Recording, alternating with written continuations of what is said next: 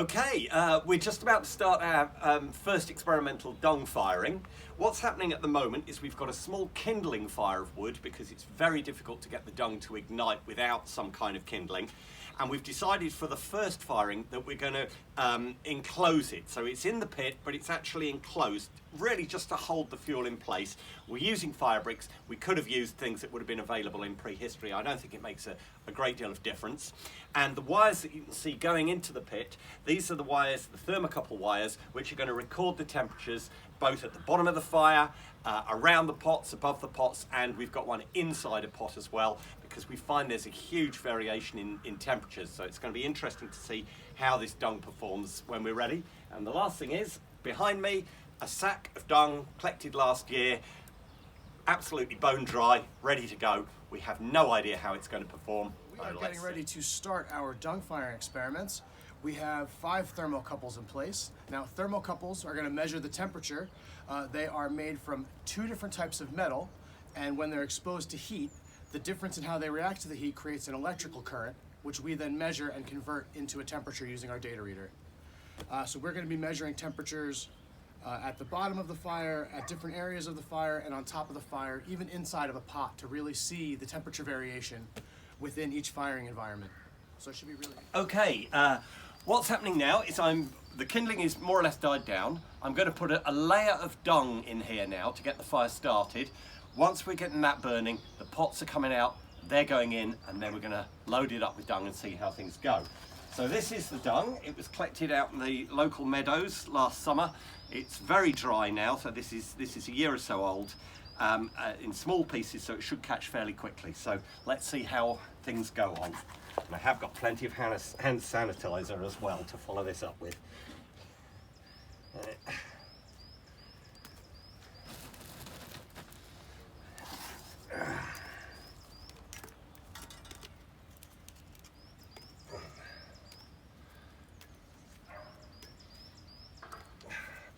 I can smell the distinctive smell of dried sheep dung as I do it. A very distinct aroma. Yes, very distinctive.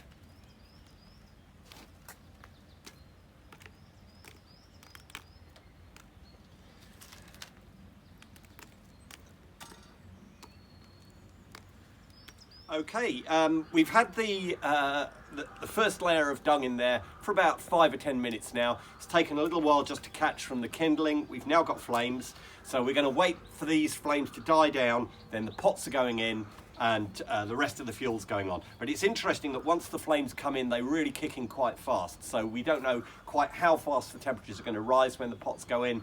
Hopefully they'll be okay. They've been preheated, so they shouldn't have any moisture in them. Hopefully, fingers crossed, everything will be fine. Right. So the pots have been preheated to 240 degrees. They are very hot, and we have to be careful handling them. So they're going in here in a way where I can get all of them on a limited number of supports. We have small ceramic supports in here just to prop the pots up. And it's the final one. Whoa, that's a bit tricky because there's a thermocouple in the way. There we go. Put that back in a moment. Can go in there. There we are. Right, those aren't touching each other, which is good. That one's got a piece of dung underneath it. Right, I think that'll do the trick. So, Put that thermocouple there. Put that over there. My What? thermocouple there. Yes, thank you. Right, so we'll put that one back. The idea being these are measuring the temperature at various heights as well as at various positions. So, the key now is to get this to catch reasonably fast before the pots cool down too much, and to ensure that we've got plenty of fuel all around them as well. So we don't want to smother the pots, or rather smother the fire It's a case of kind of compromising. It's something I've learned from using peat over the years.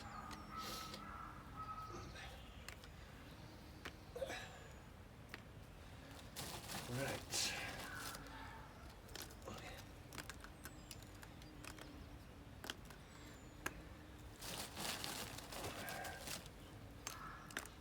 Dung is widely used ethnographically around the world, but often in combination with other fuels. So having essentially a pure dung firing like this allows us to assess its properties without the complications of it being mixed up with other fuels, even if those may add something in terms of the nature of the firing. We probably used around about 1/3 of a sack of fuel for this, which is one of the advantages of holding the pots in. Although one of the disadvantages, of course, is we then have to ensure that there's plenty of oxygen around the pots. Let's see how this goes. Well, we as you can see, the heat has really kicked in now. For a while, we had a lot of smoke coming out from the dung as it warmed from the small amount that we lit earlier, and then suddenly we noticed that the smoke had changed colour, and then bang, the thing went up very quickly over the space of about 5 or 10 minutes, and we're getting some very, very high temperatures. One of the things I do with peat firing is I like to add peats to the top of the fire, so that as the peats burn out and drop down, the ones that fall and take their place are already hot.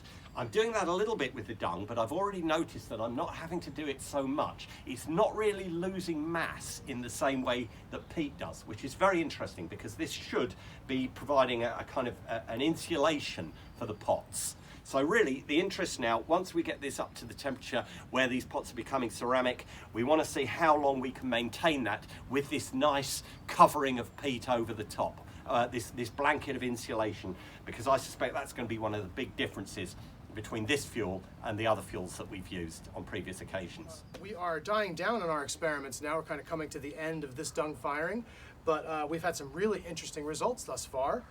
We hit some pretty high temperatures, as high as 1024 degrees Celsius, which is very similar to metalworking temperature, so iron working, not smelting or welding, but definitely you could move iron with that temperature.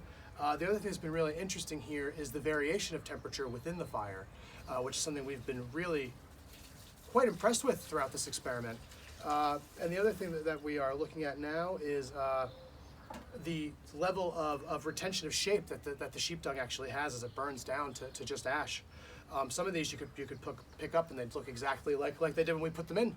So it's been really, really great to see. And we're hitting great temperatures. And now as things are dying down, we're really seeing the insulatory properties and really putting this through its paces and really seeing how the dung fuels, with the way that they keep their shape and keep their mass, are really helping to cool the pots down evenly as we get down in temperature. Right, it's an interesting stage in the fire now because things have really died down. The fire's been, the maximum heat was sort of 45 minutes or so ago, but the ash is still maintaining its shape. It's still insulating the pots, which is an interesting thing to see.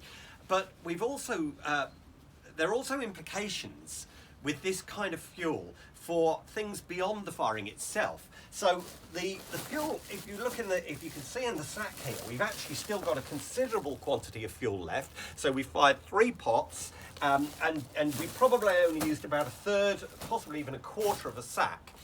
Now, a sack of fuel takes perhaps 30 minutes to gather. And it can be gathered by almost anybody. You don't need any particular skills. It can be gathered by children, for example. And drying it, once the stuff's been laid out, again, there's no effort involved in that at all. So in comparison to cutting down trees or digging peat, the amount of effort that's involved in gathering and drying dung is negligible. And yet, as we're seeing here, it's perfectly possible to get very high temperatures, to fire pots, and presumably to use it for other activities as well, particularly if you're using bellows and so on, where we wonder about it, for example, some types of metalworking.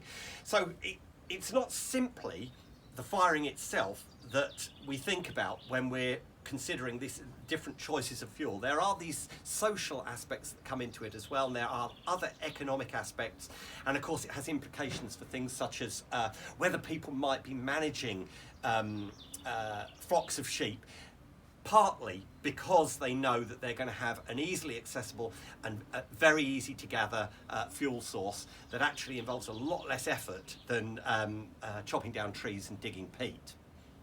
So we are pretty much at the end here with things. Everything's cooling down. We're just giving it a little bit more time to make sure the pots are definitely safe to take out. But as we've been looking at what's going on here, there's some interesting stuff to talk about. So looking at the actual color of the dung ash, it's much lighter in color than some of the other ashes, but still also does retain some darkness. So there's this disparity in color in the ash. And looking at the edges of the bricks, there's this color displacement. So these bricks are all this color. And as you can see here, we have bits of white, staining, some blue, some gray, some black. This is all material that's come out of the fuel as it was burning and stained the brick. Now we're going to try to maybe take scrapings off of that and see what elementally is there, or maybe get XRF involved to see what's going on directly on the surface of the brick. And the other thing that's really interesting here is if we take a small piece of fuel out, now with most ashes, as soon as I touched that, it would turn to dust. But the rigidity that the sheep dung maintains is one of the reasons why we're having such good insulatory properties here. With our other firings, by this point in the firing, the pots were completely exposed to the elements, and here they still have quite a good layer of protection from this rigid ash. So this is really quite interesting, putting this fuel through its paces. So, well, Ready? Okay. Right, we're now well into the second of our dung firings. What I've got here is the pots that came out of the first one, and they're quite interesting. The larger replica beaker that we've got here is fired really well. It's got a lovely ring to it. There is a tiny crack on the rim, but quite frankly, I'm not going to worry too much about that. And interestingly, it has got a small fire cloud right where that little, what we call dunting crack is. So there's a possibility that that was caused by the fact that there was a piece of cold dung fuel actually touching the rim while this pot was cooling. But it's a tiny, tiny flaw. Generally speaking, that's fired really well, and which shows the efficacy of dung as a fuel for pot firing. The medium-sized beaker here, not slipped at all, so this one's got a lovely ring to it. Again, that's fired very well. And of interest is this small pot with a very thick wall to it. And the reason that we've got these thick wall pots is so that we can cut them in half and see what the cross-section looks like, whether we've got unburnt organic material in the middle of the wall. And this has cracked very badly. But interestingly, the cracking seems to radiate out from one point. So there's a possibility that there's a chunk of stone in there or something which has expanded with the heat and caused the pot to break. Now that's something that I'm going to check a little bit later on. It's also interesting that the point where the cracks radiate is right in the middle of a fire cloud. So again, it's a possibility that there was a cold piece of smoky fuel adjacent to that pot while it was cooling that caused that problem. The final thing that's interesting is the colour of this pot.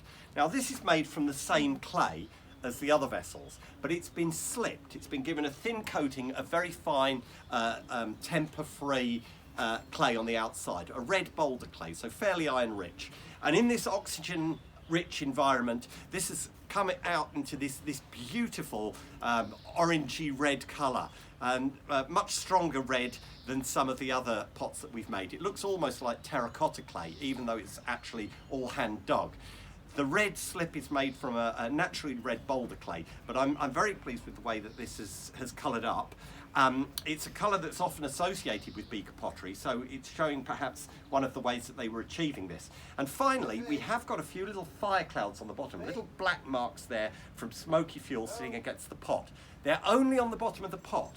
Now the pot was fired upside down, and we did add a few bits of fuel to the fire as it sunk down. It doesn't sink down a long way with dung fuel, but it does sink down a little bit. And it's probably those additional pieces of fuel, they didn't combust, they didn't burn out quite as well as some of the other bits lower down in the fire, and they're responsible for this little bit of fire clouding. But that's very little compared to what we get with wood and peat. So it is a good way of maintaining a good even colour on the pot, and that's a very interesting little result.